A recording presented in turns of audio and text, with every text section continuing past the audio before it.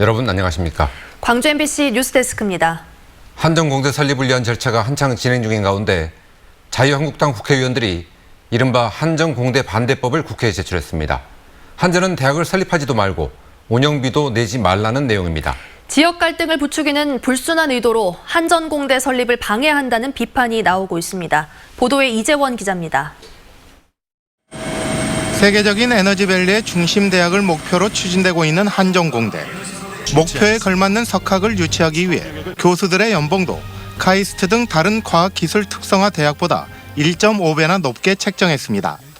또 산학형 클러스터를 이끌어갈 대학답게 캠퍼스에도 최신 과학기술이 적용될 예정입니다. 이에 따른 투자비와 운영비는 2031년까지 1조 6천억 원이 넘을 것으로 예상됩니다. 전라남도와 나주시에서 각각 1,000억 원을 출연할 예정이고 나머지는 전력기금을 활용할 계획입니다. 이를 위해 정부와 민주당은 전기사업법을 개정하고 내년에는 특별법까지 제정할 예정입니다. 이 전기사업법 개정 행렬에 자유한국당이 갑자기 뛰어들었습니다.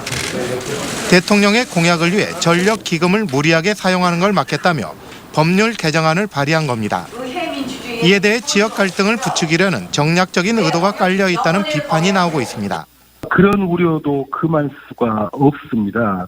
또 이런 법안들이 본회의에 통과될 리도 만무하다고 생각을 해서 차분하게 한전공대 설립 작업을 진행해 가면 된다고 생각합니다. 또 특정 지역이 아니라 국가적인 차원에서 바라봐야 한다는 목소리도 높습니다. 한전공대가 전국 10개 혁신도시 가운데 산학연을 연결하는 가장 모범적인 사례로 추진되고 있는 만큼 우리나라 에너지 산업 전반에 걸친 시각으로 바라봐야 한다는 것입니다. 국가의 에너지 신산업을 위해서도 한전공대는 꼭 필요한 것이고 그렇기 때문에 이것은 지역 감정으로 또 지역의 시각으로 한전공대를 봐서는 안 된다고 생각합니다. 지역민의 수건 사업을 조직적으로 반대하고 있는 자유한국당. 정략적인 이유 때문에 국가적인 사업이 차질을 빚지 않도록 치밀한 논리 개발과 정부의 적극적인 추진 의지가 필요해 보입니다. MBC 뉴스 이재원입니다. 경기도에서 아프리카 돼지열병이 잇따라 확인되면서 우리 지역 양돈 농가들도 긴장하고 있습니다. 무엇보다 감염 경로를 모른다는 점 때문에 불안감이 커지고 있습니다. 고익수 기자가 보도합니다. 아프리카 돼지열병 첫 발생 소식에 결국은 뚫리고 말았다며 허탈해했던 돼지 사육 농민들. 경기도 파주와 인근 연천에서도 아프리카 돼지열병 확진 판정이 나오자 막연한 불안감을 넘어 이제는 타 지역으로 확산에 대한 두려움에 휩싸였습니다.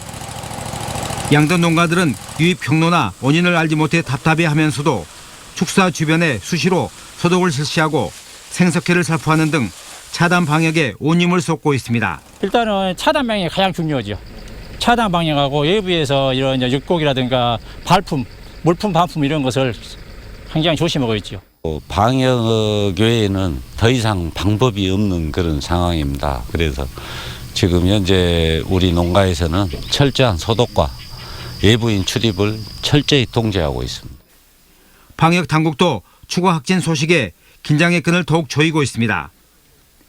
타 지역 돼지의 반입을 철저히 차단하기 위해 도경계지역 초소에서 가축 운반 차량에 대한 통제를 강화하고 있습니다. 각 시군의 멧돼지 유입을 막기 위한 울타리 사업도 서둘러 마무리하도록 독려하고 거점 소독도 강화하고 있습니다.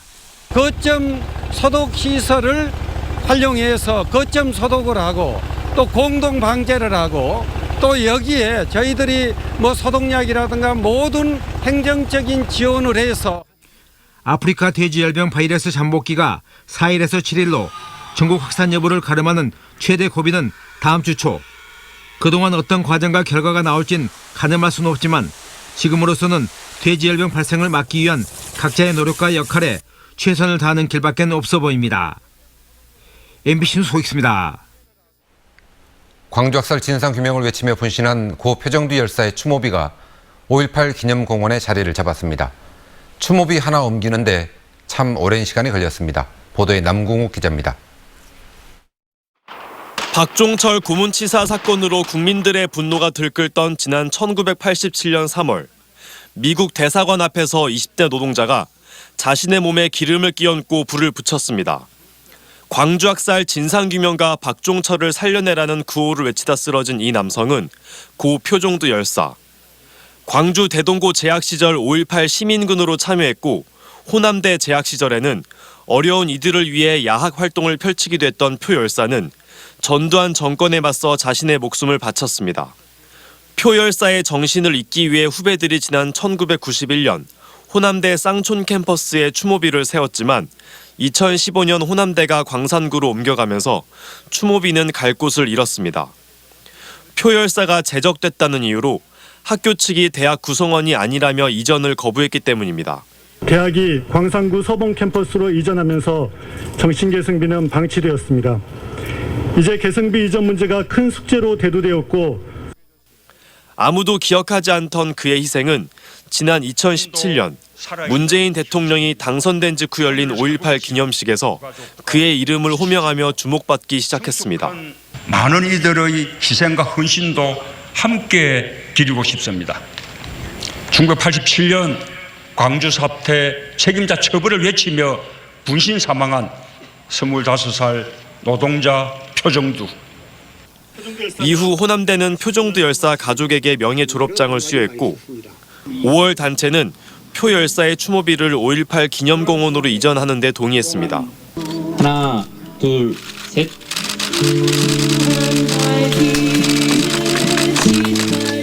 표정대 열사는 우리 5월의 빚입니다. 빚이 있습니다, 5월이. 그래서 그분을 이렇게 모시는 것은 당연한 일이라고 생각을 하는데 그러나 처음에 어려움이 많이 있었죠. 가족들은 감격과 고마움의 눈물을 흘렸습니다. 30년이 넘도록 그 아주 피땀 흘려가면서 지옥가장 들어갔다 나오면서 오늘까지 그 수고한 것들이 오늘에 참말 있구나 하고 너무너무 감사하고 기쁩니다. 한편 5.18 기념재단은 표 열사처럼 광주를 위해 희생한 전국의 민족 민주 열사들을 조명하는 학술 대회를 오는 27일 열 계획입니다. 오랜 기간 표류하던 표 열사의 추모비가 자리를 잡으면서 그의 희생 정신도 온전히 시민들에게 전달될 수 있게 되었습니다. MBC 뉴스 남궁욱입니다.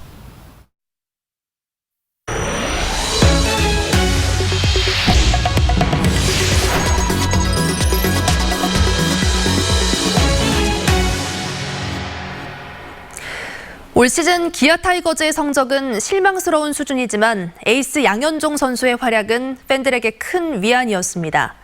대반전의 드라마를 만들어낸 양현종 선수는 눈부신 성적에 더해 평균 자책점 1위 타이틀을 예약했습니다. 우종훈 기자가 보도합니다. 갓난아이 수술 때문에 스프링 캠프에 늦게 합류한 양현종 선수. 시즌 개막에 앞서 공개적으로 밝힌 목표는 단 한 가지였습니다. 승은 운이 따라야 하겠지만 가장 중요한 거는 제가 얼마만큼 관리를 잘해서 한 시즌을 좀 많은 이닝을 던지는 거에 좀 중점을 두고 있기 때문에. 하지만 몸을 너무 늦게 만들었던 걸까? 초반엔 지독하게 안 풀렸습니다. 4월까지 등판한 6경기에서 무승 5패, 평균 자책점은 8점대로 올라갔습니다. 에이스의 부진 속에 기아 타이거즈는 사령탑 경질이라는 아픔을 겪어야 했습니다.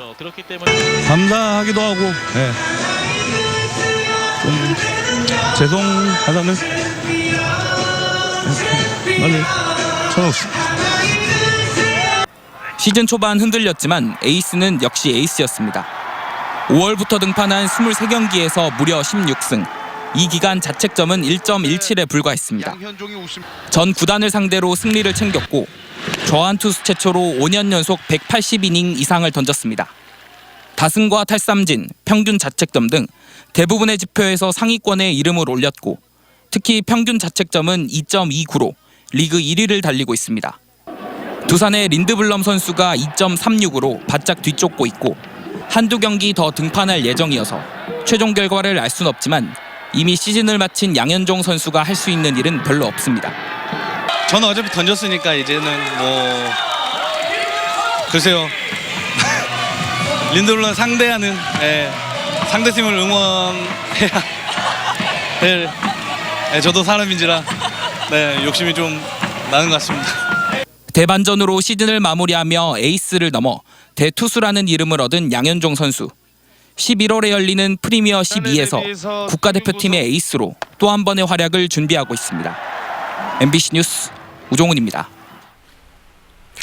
아침밥을 거르는 초등학생의 건강을 위해 학교에서 쌀 가공식품이 이달부터 간편식으로 시범 제공되고 있습니다. 학생들과 학부모들의 반응은 좋지만 개선이 필요하다는 지적도 있습니다. 시범 급식 현장을 장용기 기자가 취재했습니다.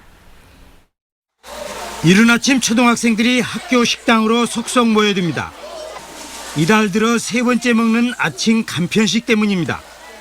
농림식품부가 어린 학생들의 건강과 쌀 소비 확대를 위해 아침 간편식 제도를 3개월 시범 도입했습니다. 간편식을 희망한 전남과 인천, 강원 등 3개 시도 8개 초등학교 2,200명에 한 주에 2~3차례 제공됩니다. 모두 국산 쌀로 만든 주먹밥과 시리얼, 떡 등 세 종류의 일회용 포장식과 우유 등 음료로 구성되어 있습니다. 시리얼 어때요? 오늘 먹으니까 맛이? 야스리 것처럼 맛있었어요. 안 먹는 애들도 있고 먹는 애들도 있는데 저는 잘 모르겠고 저는 맛있어요. 어린이 건강과 쌀 소비 촉진 등 좋은 취지에도 학교 현장에서는 문제점이 나타나고 있습니다. 수도권에서 전남까지 배달해야 하는 접근성과 아침 출근이 빨라진 학교 조리원의 점심 준비가 겹치고 학교 업무의 부담으로 이어지고 있습니다.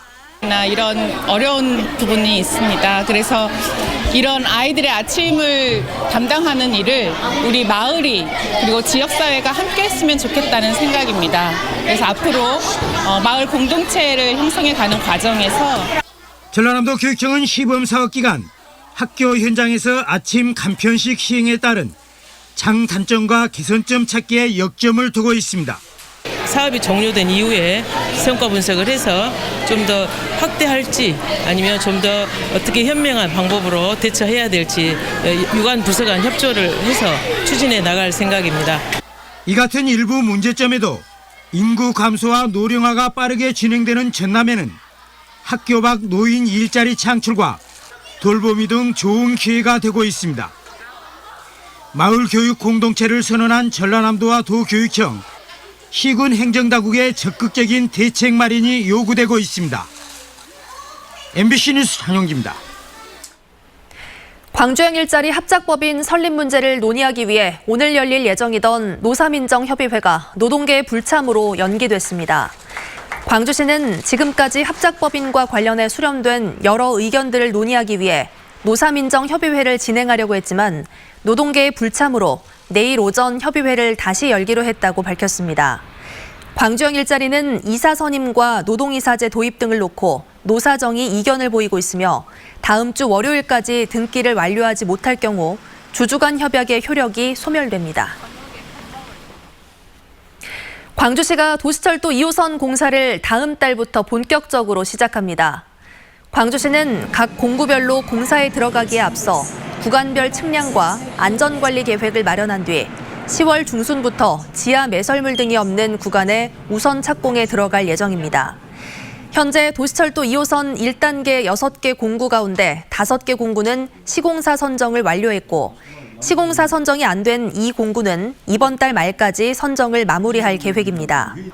또 공사 시행 전 방송을 통해 교통 제한 사항 등을 집중 안내하고 시민들의 불편을 최소화하는 교통 대책도 마련합니다. 더불어민주당 국회의원들이 총선 불출마 의사표명이 잇따르고 있는 가운데 강기정 청와대 정무수석이 내년 총선에 불출마할 가능성이 높은 것으로 알려졌습니다. 광주 지역 정가에 따르면 조국 법무장관 임명 이후 여야 대치 국면이 갈수록 심각해지는 상황에서 강기정 정무수석의 역할이 중요해진 만큼 총선 출마를 위한 사퇴가 사실상 쉽지 않은 것으로 분석됩니다. 특히 국회의원을 겸직한 장관들이 총선 불출마를 기정사실화함에 따라 강 수석 역시 거취 표명에 고심 중인 것으로 전해졌습니다. 광주시 의원들이 발의한 조례안이 상임위원회 심의 단계에서 잇따라 제동이 걸리고 있습니다.